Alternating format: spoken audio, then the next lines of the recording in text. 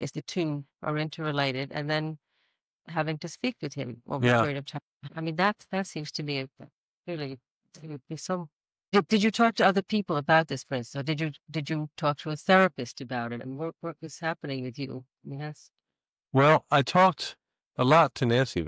so- Um, I talked, and I was still very confused. uh, Right, confused. By the end of the trial,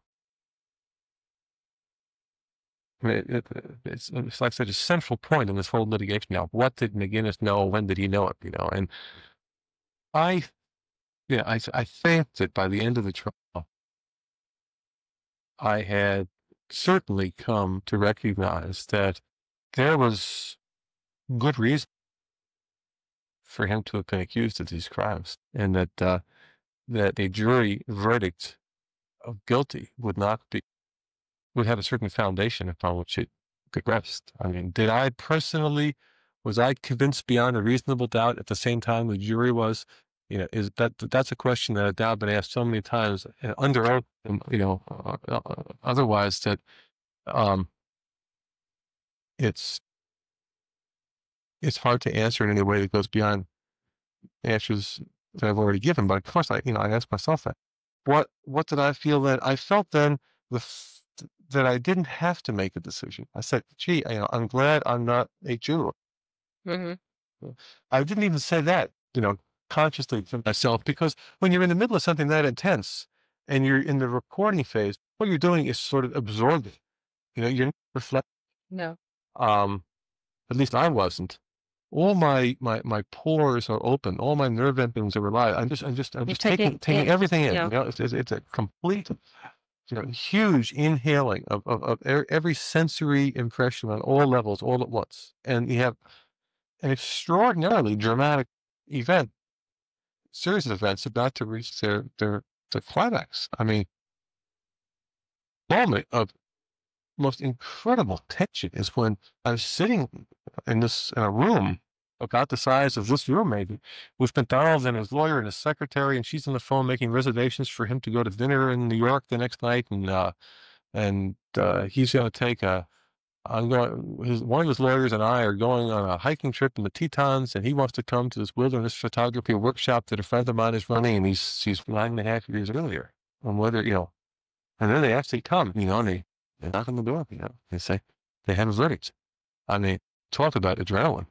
I mean, God, I mean, it wasn't me, but that whose fate was being determined here. But, just what a heart pounding sort of rush of. I mean, this isn't the movies. This is real life. These were real people who were killed, and now there's other real people who have been sitting there, and it's only been 6.5 hours, and now they've come back, with a verdict.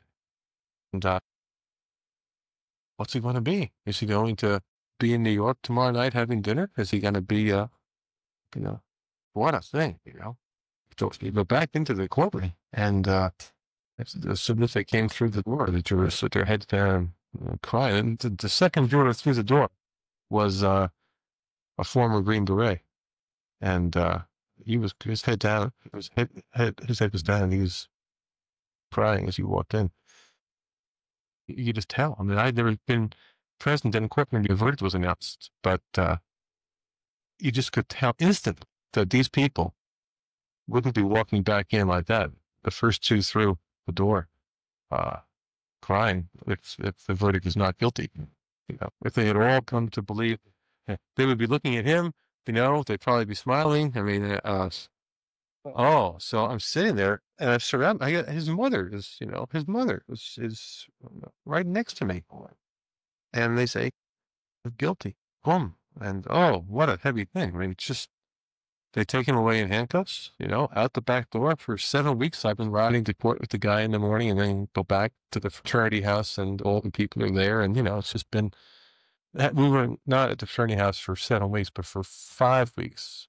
His defense group was living in a fraternity house on the campus of North Carolina State University, where they had more freedom and privacy than in a regular motel. Then school started to start again, and moved to a regular motel. So it was actually a motel where people all had individual rooms.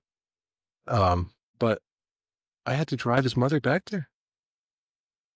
Uh, I had to keep